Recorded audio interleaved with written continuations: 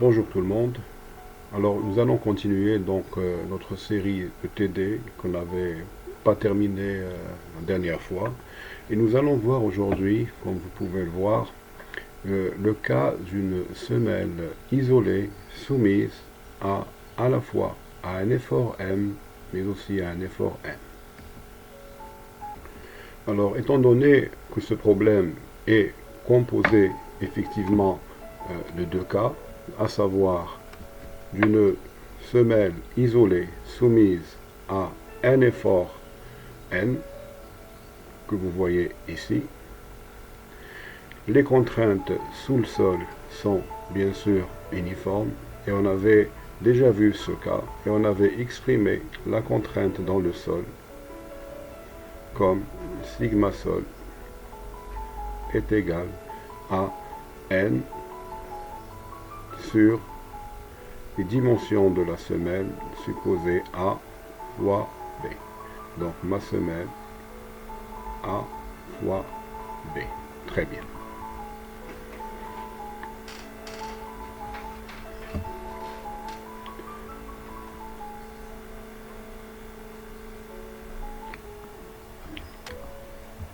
Alors essayons maintenant de déterminer ou bien de voir quelle est ou bien comment déterminer cette contrainte due à l'effort, plutôt à l'effort M que vous voyez ici. Alors pour ce faire, nous allons écrire une équation d'équilibre, étant donné que c'est des moments, nous allons écrire une équation d'équilibre pour les moments. Alors j'ai ici un diagramme triangulaire que je peux remplacer par une résultante, alors que je vais mettre ici, que je vais appeler R.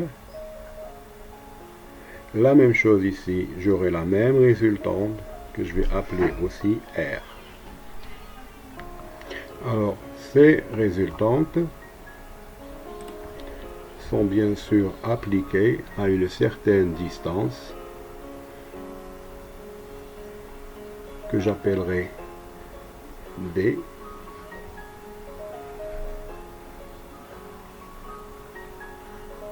À l'équilibre, qu'est-ce que je vais avoir? Je vais écrire que R, celle-ci, multiplié par le bras de levier D,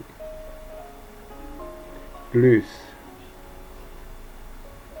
maintenant celle-ci, R, encore une fois R, fois D, d'accord?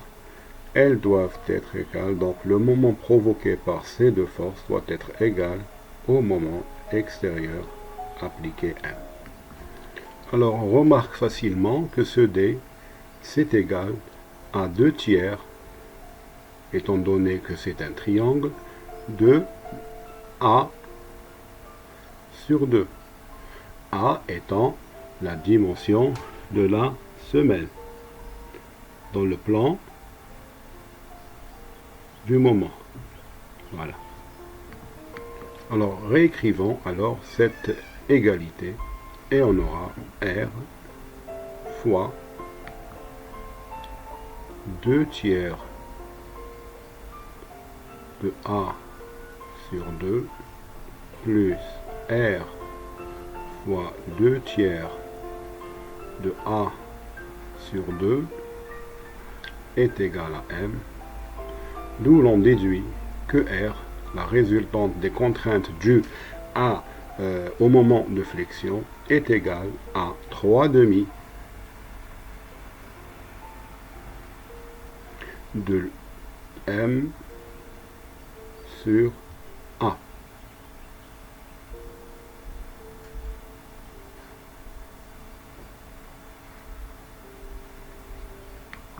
R étant la résultante de ce diagramme triangulaire, donc on peut écrire que R est aussi égal, c'est un triangle, donc 1 demi de la base donc de A sur 2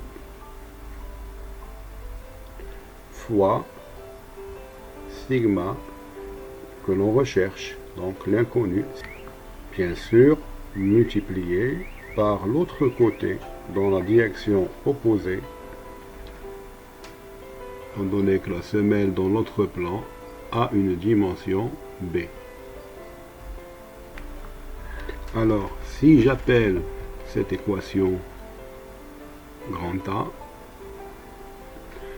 et j'appelle celle-ci grand B,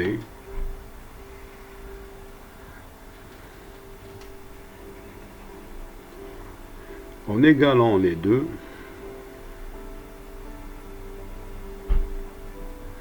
donc R égale à R, je trouve que sigma dû au moment de flexion est égal à 6 fois M, que j'applique, donc le moment extérieur, sur B fois A au carré.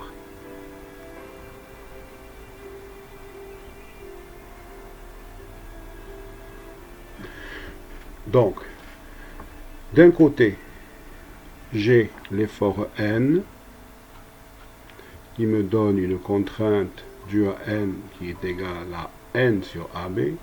De l'autre côté, je dois sommer la part de la contrainte dans le sol qui vient de M, sigma M est égal à 6M sur B carré. Donc finalement, la contrainte totale due à M et à N, d'accord, c'est égal à quoi? C'est égal à N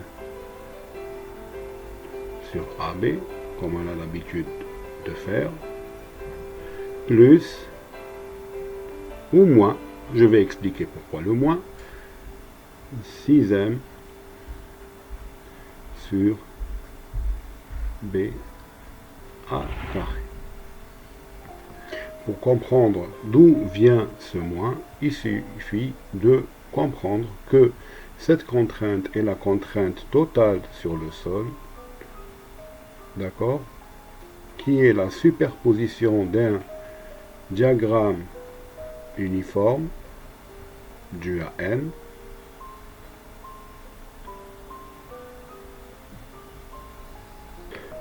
et d'un diagramme triangulaire où j'ai une contrainte plus sigma n de ce côté, vu qu'elle est du même signe et dans la même direction que sigma n, et de l'autre côté, j'aurai moins sigma m, et qui est, elle, regardez, dans le sens opposé à sigma n, ce qui explique le plus ou moins que j'ai ici.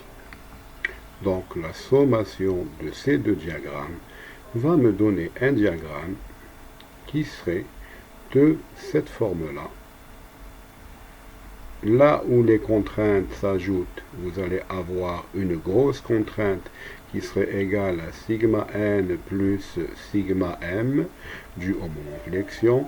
Et ici, vous allez avoir à une contrainte inférieure à la précédente et qui serait sigma m moins sigma m. Et c'est un diagramme, regardez, qui serait, c'est ce qu'on appelle un diagramme de forme trapézoïdale. Voilà, donc je vais appeler donc ce point le point 1, donc l'extrémité 1, où les contraintes vont se retrancher, et ici l'extrémité 2, où les deux contraintes vont s'additionner.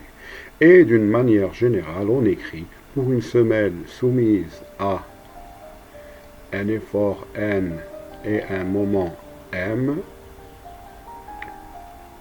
donc au point 1, au point 2, j'aurai sigma 1, c'est égal à sigma m moins sigma m, qui est égal à n sur AB, moins 6m, la valeur du moment, sur BA carré. De l'autre côté, j'aurai sigma 2 est égal à sigma n plus, donc il y a une augmentation des contraintes dans le sol par l'effet de M qui serait égal à n sur AB plus 6m, l'effet du moment sur le sol BA carré. cette formule, donc c'est exactement cette formule. Donc voilà, dans le cas d'une semelle soumise à n et à m, nous aurons un diagramme de cette forme-là, où les contraintes aux extrémités 1 et 2 de la fondation sont données par la formule suivante. Alors ici, un point suscite un petit peu mon intérêt. Je remarque que cette contrainte sigma 1 est inférieure à sigma 2. Alors je me dis, que se passe-t-il si cette contrainte sigma 1 va devenir nulle? Voilà. Sigma 1 va devenir nul. Ou pire encore, que se passerait-il si sigma 1 devenait inférieur à 0, c'est-à-dire n sur a fois b plus, plutôt moins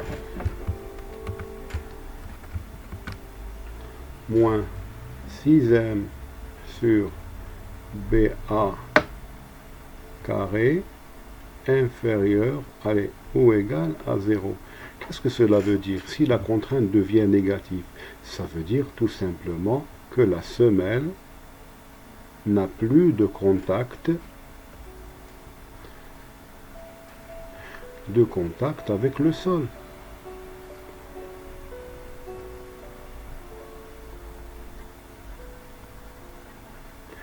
C'est ce qu'on appelle le soulèvement.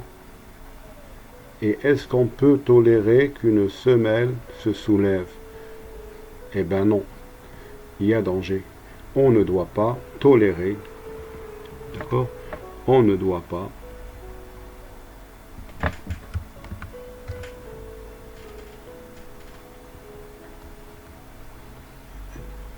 tolérer ou accepter de soulèvement.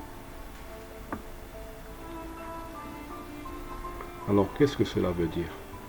Ça veut dire qu'il y a une condition à écrire sur la dimension A, d'accord, de notre semelle pour qu'il n'y ait pas vérification de cette condition et puis que la semelle se soulève.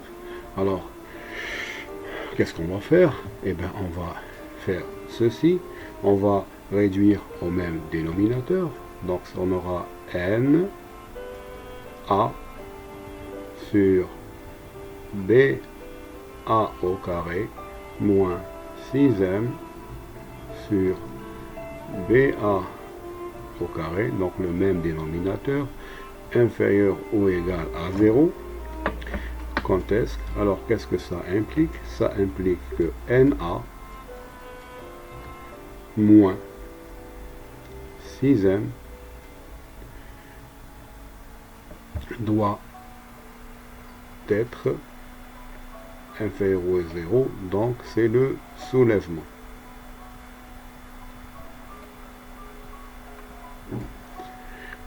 Alors, pas de soulèvement.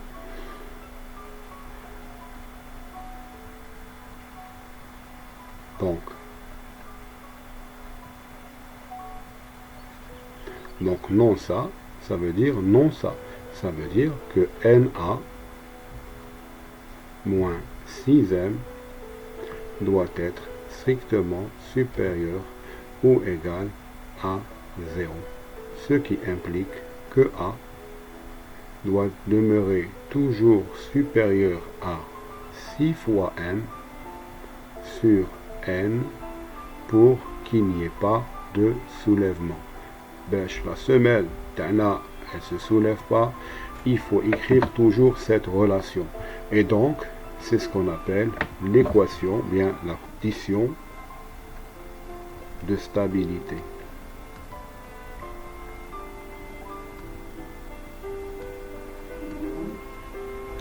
Donc, A supérieur ou égal à 6M sur N. Donc en gros, pour une semelle soumise à M et à N, nous devons écrire deux équations. La première équation,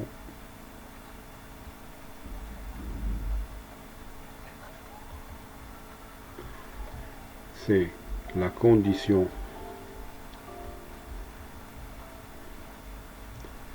de stabilité.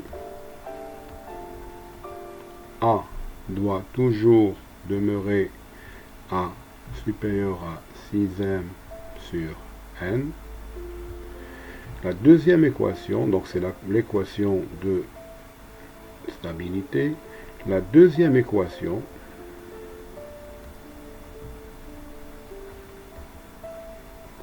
c'est la condition de résistance du sol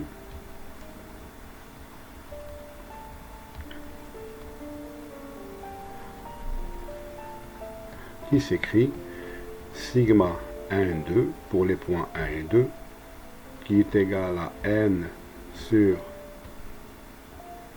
A fois B plus ou moins 6m sur BA carré.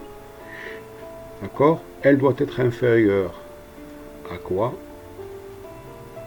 Vous allez me dire, elle doit être inférieure à sigma sol admissible comme on a l'habitude de le faire pour une semelle soumise à N uniquement. Mais ici, il y a deux cas de figure. Hein. C'est pas comme ça qu'on procède. Alors, dans le cas d'une semelle soumise à M et à N, on compare aussi bien la contrainte sigma 1 et sigma 2. Alors, deux cas peuvent se présenter. Donc, deux cas. Le premier cas, où sigma 1, la petite contrainte, est égale à 0. Et là, vous allez avoir un diagramme triangulaire. C'est-à-dire, j'ai uniquement sigma 2 et sigma 1 égale 0. Il n'y a pas de soulèvement, mais elle est nulle. Il y a toujours un petit contact, infinitésimal.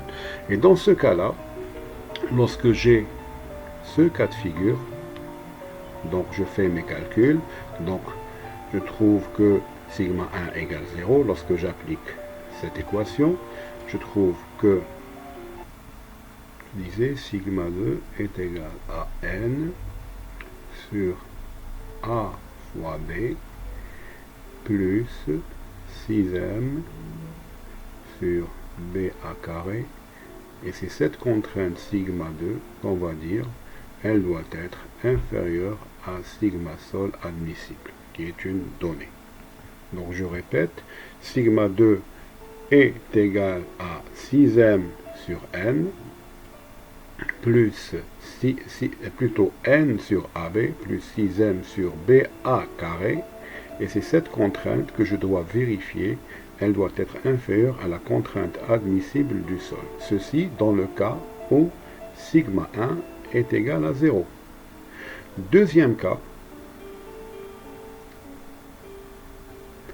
sigma 1 est différente de 0, et donc on aura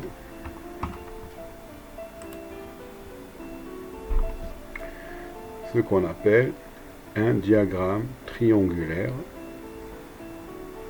D'un côté, j'aurai sigma 2 la même n sur AB plus 6m sur BA carré. De l'autre côté, j'aurai une petite contrainte, vu qu'elle est toujours inférieure. Il y a le signe moins entre les deux. Donc j'aurai sigma 1 qui est égal à n sur AB moins 6m sur BA carré. D'accord? Alors qu'est-ce qu'on va comparer ici? Nous avons deux contraintes. Nous avons sigma 1 et sigma 2. Eh bien, il y a une norme qui nous dit qu'il faut calculer la contrainte moyenne. Il faut vérifier que la contrainte moyenne, d'accord, doit être inférieure ou égale à sigma sol admissible. Alors, l'expression de la contrainte moyenne, elle est un peu particulière. Elle s'écrit comme 3 fois sigma 2 plus sigma 1, donc 3 fois la plus grande contrainte plus une fois la petite contrainte, divisé par 3 plus 1 égale 4. Donc c'est ce qu'on doit vérifier, que sigma moyenne, dans le cas d'un diagramme trapézoïdal, sigma moyenne inférieure ou égale à sigma sol. Donc si mon diagramme est triangulaire, je vérifie carrément cette relation, sigma 2 inférieur ou égal à sigma sol, admissible. Sinon, je dois vérifier que sigma moyenne, comme ici, inférieur ou égal à la contrainte admissible du sol, sigma sol admis. En résumé, pour calculer ou bien pour vérifier une semelle soumise à n effort normal et un moment de flexion, la première chose à faire,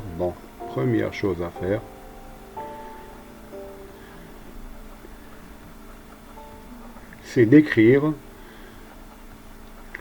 l'équation de stabilité. Donc la semelle ne doit pas se soulever.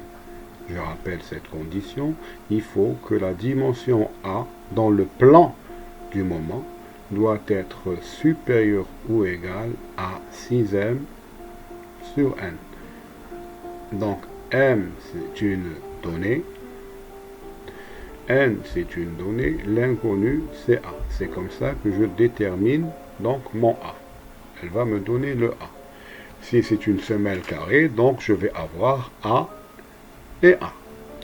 La deuxième chose, une fois qu'on aura déterminé A et B, c'est passer à la vérification des contraintes sur le sol. Et on écrit sigma, on calcule sigma 1 est égal à n sur A au carré, supposons qu'elle est carré, n sur A carré, moins 6 fois m sur BA carré, donc ça devient A au cube. Si sigma 1 égale à 0, donc on vérifie avec sigma m, plutôt, pardon,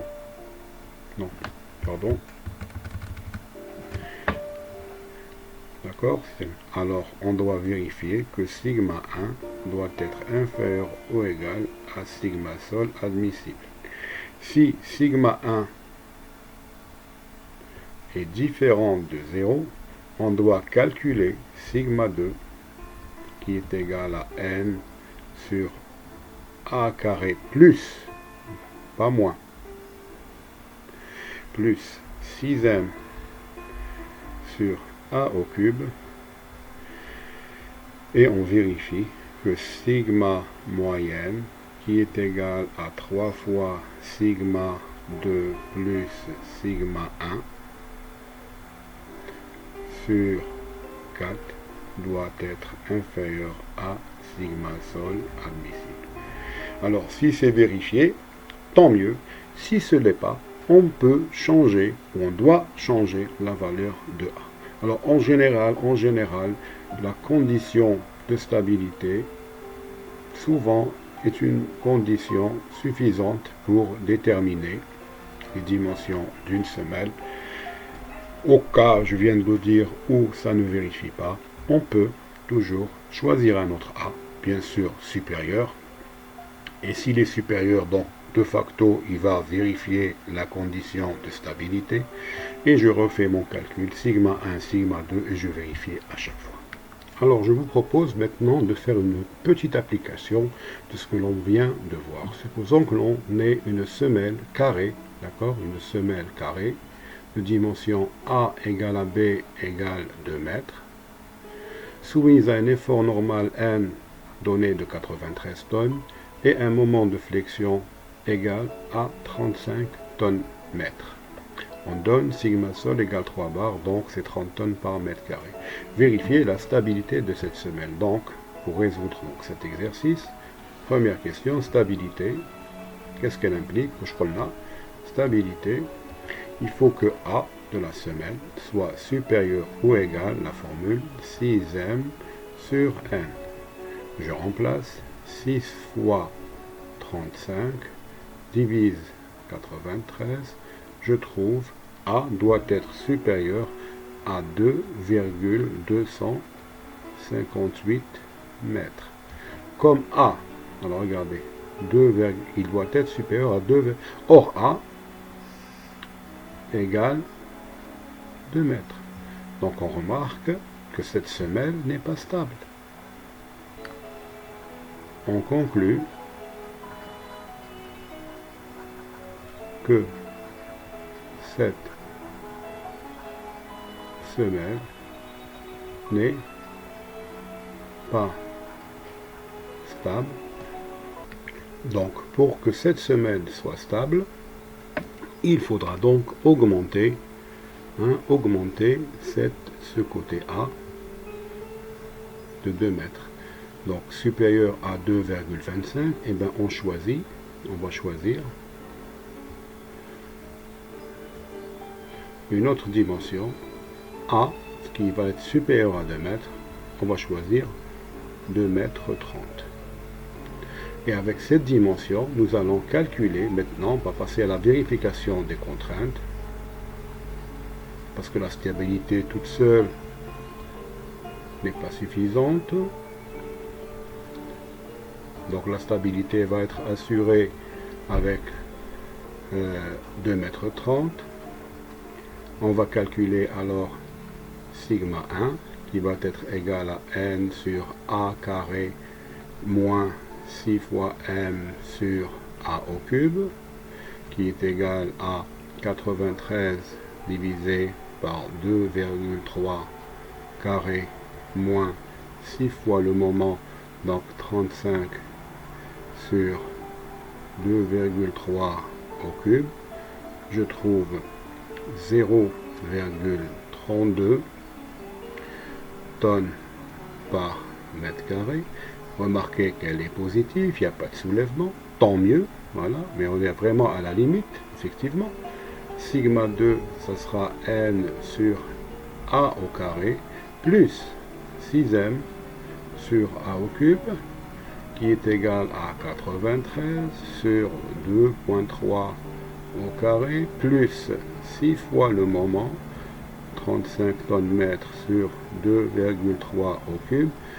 Je trouve 34,85 tonnes par mètre carré. Et on remarque que sigma sol, elle est de 3 bars, donc de 30. Regardez, même si on dépasse ici, il n'y a pas de problème, vu que lorsque sigma 1 est différente de 0, on ne va pas vérifier sigma 1 toute seule et sigma 2 toute seule, mais on va faire la contrainte moyenne. Sigma moyenne, ça sera 3 fois sigma 2 plus sigma 1 sur 4. Ça sera 3 fois 34,85 plus 0,32 sur 4. Et je trouve sigma moyenne est égal à 26,21 tonnes par mètre carré. Donc sigma m c'est égal à moyenne à 26,21 tonnes par mètre carré. Elle est inférieure à sigma sol admissible qui est égal à 30 tonnes par mètre carré. Donc initialement cette semelle était instable, on l'a corrigée, on a choisi une dimension de 2 mètres 30 comme vous le voyez ici, et du coup cette dimension satisfait la stabilité, et vu que sigma 1 est différente de 0, et vérifie aussi les contraintes dans le sol, sigma moyenne inférieur à sigma sol égale 30 tonnes par mètre carré. Alors, ce qui met fin donc à cet exercice. Bon, c'est la première fois, je ne suis pas un youtubeur aguerri, bon, c'est la première fois que je fais ce genre de choses. Excusez peut-être ma maladresse, mais je pense que ça va s'améliorer dans le futur. Je compte sur vous et bonne journée. وربي يحفظكم كامل وأهلكم جميعا إن شاء الله. السلام عليكم.